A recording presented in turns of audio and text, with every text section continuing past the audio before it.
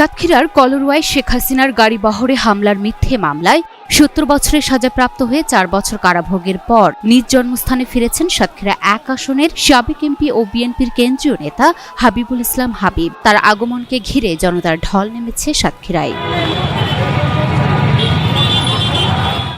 শনিবার বিকেল ৫টায় সাতক্ষীরার পাটকেলঘাটা কুমিরা হাই স্কুল মাঠে পা রাখেন হাবিবুল ইসলাম হাবিব। তালা উপজেলা বিএনপি আয়োজিত গণসংবর্ধনা মঞ্চে পৌঁছানোর সঙ্গে সঙ্গে উচ্ছ্বাসে ফেটে পড়েন লাখো জনতা।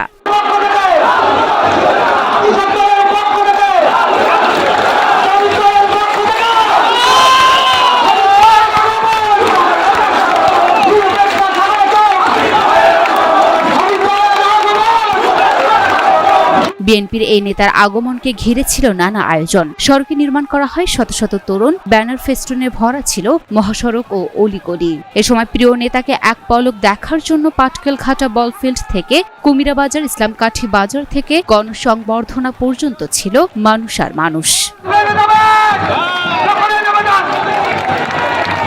Luna Afroz Snipa, Dhaka post.